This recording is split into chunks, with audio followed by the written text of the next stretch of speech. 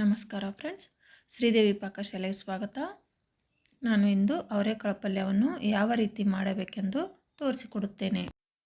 ಹಾಗಾದರೆ ಬನ್ನಿ ನೋಡೋಣ. ಮೊದಲಿಗೆ ನಾನು ಇಲ್ಲಿ ಒಂದು ಕುಕ್ಕರನ್ನು ತೆಗೆದುಕೊಂಡು ಅದಕ್ಕೆ ಒಂದು ದೊಡ್ಡ ಬೌಲ್ನಷ್ಟು ಅವರೆಕಾಳನ್ನು ತೆಗೆದುಕೊಂಡಿರುತ್ತೇನೆ.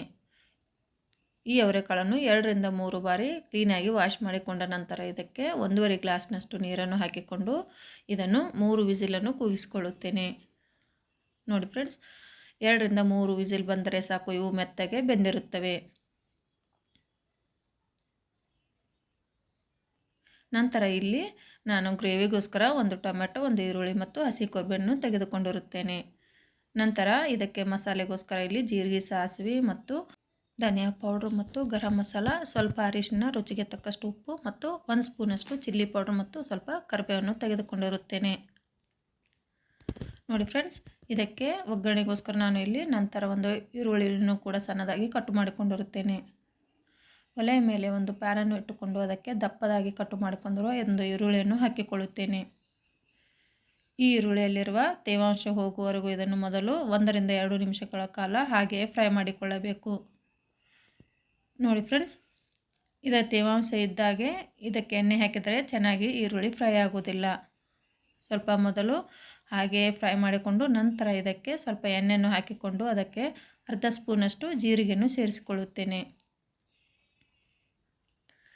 ಜೀರಿಗೆ ಸ್ವಲ್ಪ ಫ್ರೈ ಆದ ಮೇಲೆ ಇದನ್ನು ಎಲ್ಲವನ್ನು ಮಿಕ್ಸ್ ಮಾಡಿ ನೀಟಾಗಿ ಈರುಳ್ಳಿ ಬ್ರೌನ್ ಬಣ್ಣ ಬರುವವರೆಗೂ ಗ್ಯಾಸನ್ನು ಲೋ ಫ್ಲೇಮಲ್ಲಿ ಇಟ್ಟುಕೊಂಡು ಈ ರೀತಿಯಾಗಿ 2ರಿಂದ 3 ನಿಮಿಷಗಳ ಕಾಲ ಇದನ್ನು ಫ್ರೈ ಮಾಡಿಕೊಳ್ಳಬೇಕು.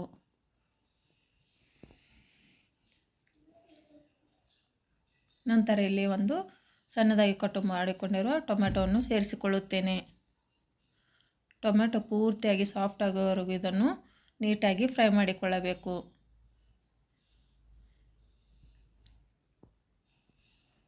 ಇದು ಎಣ್ಣೆಯಲ್ಲಿ ಚೆನ್ನಾಗಿ ಫ್ರೈ ಆದರೆ ಮಾತ್ರ ಗ್ರೇವಿ ತುಂಬ ಚೆನ್ನಾಗಿ ಬರುತ್ತದೆ. ನಂತರ ಇಲ್ಲಿ ಅರ್ಧ ಇಂಚಿನಷ್ಟು ಹಸಿ ಶುಂಠಿ ಮತ್ತು ಒಂದು ಬೆಳ್ಳುಳ್ಳಿಯನ್ನು ಹಾಕಿಕೊಳ್ಳುತ್ತೇನೆ. ಅವರೆಕಾಳು ಸ್ವಲ್ಪ ಅಸಿಡಿಟಿ ಅಂತ ಹೇಳುತ್ತಾರೆ, ಆದ್ದರಿಂದ ಸ್ವಲ್ಪ ಹಸಿ ಶುಂಠಿಯನ್ನು ಹಾಕಿಕೊಂಡರೆ ಇದು ಅಸಿಡಿಟಿ ಆಗುವುದಿಲ್ಲ.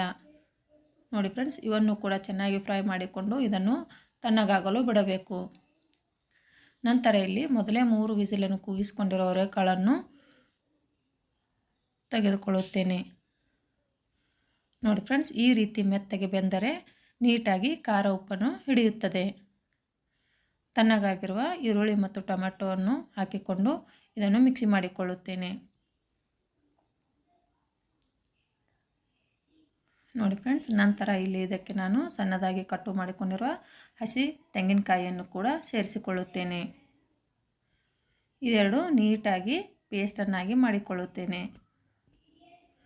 ನಂತರ ಒಲೆಯ ಮೇಲೆ ಒಂದು ಕಡಾಯಿಯನ್ನು ಇಟ್ಟು ಸ್ವಲ್ಪ ಎಣ್ಣೆಯನ್ನು ಸೇರಿಸಿ ಅದಕ್ಕೆ ಜೀರಿಗೆ, ಸಾಸಿವೆಯನ್ನು ಹಾಕಿಕೊಳ್ಳುತ್ತೇನೆ. ಸಾಸಿವೆ ನೀಟಾಗಿ ಚಟಪಟ ಅಂದ ಮೇಲೆ ಕರಿಬೇವನ್ನು ಸೇರಿಸಿ ಅದಕ್ಕೆ ಸಣ್ಣದಾಗಿ ಕಟ್ಟು ಮಾಡಿಕೊಂಡಿರುವ ಒಂದು ಈರುಳ್ಳಿಯನ್ನು ಕೂಡ ಹಾಕಿಕೊಳ್ಳುತ್ತೇನೆ. ನೋಡಿ ಫ್ರೆಂಡ್ಸ್, ಈರುಳ್ಳಿ ಚೆನ್ನಾಗಿ ಫ್ರೈ ಆಗುವವರೆಗೂ ಇದನ್ನು ಬಿಡಬೇಕು. ಇನ್ನೂ ನೀವು ನನ್ನ ಚಾನಲ್ಗೆ ಸಬ್ಸ್ಕ್ರೈಬ್ ಮಾಡಿಕೊಳ್ಳದಿದ್ದರೆ ಪ್ಲೀಸ್ ಸಬ್ಸ್ಕ್ರೈಬ್ ಮಾಡಿಕೊಳ್ಳಿ. ಇದಕ್ಕೆ ಸ್ವಲ್ಪ ರುಚಿಗೆ ತಕ್ಕಷ್ಟು ಉಪ್ಪನ್ನು ಸೇರಿಸಿಕೊಂಡು ಈರುಳ್ಳಿಯನ್ನು ಫ್ರೈ ಮಾಡಿಕೊಳ್ಳಬೇಕು. ಈ ವಿಡಿಯೋ ನಿಮಗೆ ಇಷ್ಟವಾದರೆ ಪ್ಲೀಸ್ ಒಂದು ಲೈಕ್ ಮಾಡಿ, ಶೇರ್ ಮಾಡಿ, ಕಮೆಂಟ್ ಮಾಡಿ ಮತ್ತು ಇನ್ನೂ ನನ್ನ ಚಾನಲನ್ನು ಸಬ್ಸ್ಕ್ರೈಬ್ ಮಾಡಿಕೊಳ್ಳದಿದ್ದರೆ ಪ್ಲೀಸ್ ಸಬ್ಸ್ಕ್ರೈಬ್ ಮಾಡಿಕೊಳ್ಳಿ. ನೀವು ಕೂಡ ಈ ರೆಸಿಪಿಯನ್ನು ಮನೆಯಲ್ಲಿ ಒಮ್ಮೆ ಟ್ರೈ ಮಾಡಿ ನೋಡಿ. ಇಷ್ಟವಾದರೆ ಒಂದು ಲೈಕನ್ನು ಕೊಡಲು ಮರೆಯಬೇಡಿ. ನಂತರ ಇಲ್ಲಿ 1.5 ಸ್ಪೂನಷ್ಟು ಚಿಲ್ಲಿ ಪೌಡ್ರನ್ನು ಕೂಡ ಸೇರಿಸಿಕೊಳ್ಳುತ್ತೇನೆ. ಅದಕ್ಕೆ ಸ್ವಲ್ಪ ಅರಿಶಿನ, ಕೊರಿಯಾಂಡರ್ ಪೌಡರ್ ಮತ್ತು ಗರಂ ಮಸಾಲ ಎಲ್ಲವನ್ನು ಸೇರಿಸಿಕೊಂಡು ಎಣ್ಣೆಯಲ್ಲಿ ನೀಟಾಗಿ ಇವೆಲ್ಲ ಮಸಾಲೆ ಫ್ರೈ ಆಗಬೇಕು. ಅಂದರೆ ಮಾತ್ರ ಇದಕ್ಕೆ ಒಂದು ಒಳ್ಳೆ ಕಲರ್ ಬರುತ್ತದೆ. ನೋಡಿ ಫ್ರೆಂಡ್ಸ್, ಗ್ಯಾಸನ್ನು ಲೋ ಫ್ಲೇಮಲ್ಲಿ ಇಟ್ಟುಕೊಂಡು ಈ ರೀತಿಯಾಗಿ ಫ್ರೈ ಮಾಡಿಕೊಳ್ಳುತ್ತೇನೆ. ನಂತರ ನಾನು ಇಲ್ಲಿ ಮೊದಲೇ ಮಿಕ್ಸಿ ಮಾಡಿಕೊಂಡಿರುವ ಗ್ರೇವಿಯನ್ನು ಸೇರಿಸಿಕೊಳ್ಳುತ್ತೇನೆ. ನೋಡಿ ಫ್ರೆಂಡ್ಸ್, ಆಲ್ರೆಡಿ ನಾವಿಲ್ಲಿ ಟೊಮೆಟೊ ಮತ್ತು ಈರುಳ್ಳಿಯನ್ನು ಮೊದಲೇ ಎಣ್ಣೆಯಲ್ಲಿ ಫ್ರೈ ಮಾಡಿಕೊಂಡಿರೋದ್ರಿಂದ ಇದನ್ನು ಹೆಚ್ಚಿಗೆ ಏನು ಬೇಯಲು ಬೇಕಾಗಿರುವುದಿಲ್ಲ. ನೋಡಿ, ಈ ರೀತಿಯಾಗಿ ಎಲ್ಲವನ್ನು ಮಿಕ್ಸ್ ಮಾಡಿಕೊಂಡು 1 ರಿಂದ 2 ನಿಮಿಷಗಳ ಕಾಲ ಲಿಡ್ಡನ್ನು ಕ್ಲೋಸ್ ಮಾಡಿ ನಾನು ಇಲ್ಲಿ ಚೆನ್ನಾಗಿ ಬೇಯಿಸಿಕೊಳ್ಳುತ್ತೇನೆ. ನೋಡಿ, ಈ ರೀತಿಯಾಗಿ ಮೇಲ್ಗಡೆ ಎಣ್ಣೆ ಬಂದರೆ ಇದು ಚೆನ್ನಾಗಿ ಫ್ರೈ ಆಗಿರುತ್ತದೆ ಮತ್ತು ಮಸಾಲೆ ಕೂಡ ಎಲ್ಲವೂ ಚೆನ್ನಾಗಿ ಕೂಡಿರುತ್ತದೆ. ನೋಡಿ ಫ್ರೆಂಡ್ಸ್, ಗ್ರೇವಿ ಎಷ್ಟು ಚೆನ್ನಾಗಿ ಬಂದಿರುತ್ತದೆ. ಈ ರೀತಿ ಬಂದರೆ ಪಲ್ಯ ಸೂಪರ್ ಆಗಿರುತ್ತದೆ ಮತ್ತು ತಿನ್ನಲು ಕೂಡ ತುಂಬ ಟೇಸ್ಟಿಯಾಗಿರುತ್ತದೆ. ನಂತರ ಬೆಂದಿರುವ ಅವರೆಕಾಳನ್ನು ಸೇರಿಸಿ ನೀಟಾಗಿ ಮಿಕ್ಸ್ ಮಾಡಬೇಕು.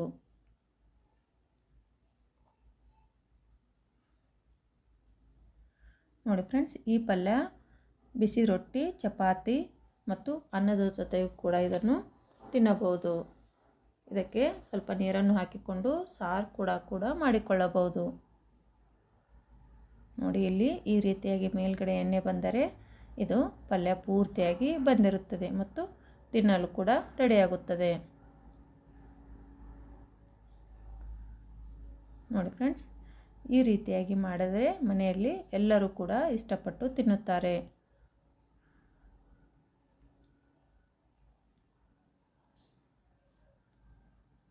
ಇನ್ನು ನನ್ನ ಚಾನಲನ್ನು ಸಬ್ಸ್ಕ್ರೈಬ್ ಮಾಡಿಕೊಳ್ಳುತ್ತಿದ್ದರೆ ಪ್ಲೀಸ್ ಸಬ್ಸ್ಕ್ರೈಬ್ ಮಾಡಿಕೊಳ್ಳಿ ಮತ್ತು ಬಾಜು ಇರುವ ಬೆಲ್ ಐಕಾನನ್ನು ಒತ್ತಿದರೆ ನಾನು ಹಾಕುವ ಅಡುಗೆ ರೆಸಿಪಿ ನೋಟಿಫಿಕೇಷನ್ ಫಸ್ಟ್ ನಿಮಗೆ ಬರುತ್ತದೆ. ನಂತರ ಇಲ್ಲಿ ಮೇಲ್ಗಡೆ ನಾನು ಸ್ವಲ್ಪ ಕೊತ್ತಂಬರಿ ಸೊಪ್ಪನ್ನು ಸೇರಿಸಿ ಎಲ್ಲವನ್ನು ಚೆನ್ನಾಗಿ ಮಿಕ್ಸ್ ಮಾಡಿಕೊಳ್ಳುತ್ತೇನೆ. ನೋಡಿ ಫ್ರೆಂಡ್ಸ್, ಈಗ ತಿನ್ನಲು ಪಲ್ಯ ರೆಡಿಯಾಯಿತು. Thank you.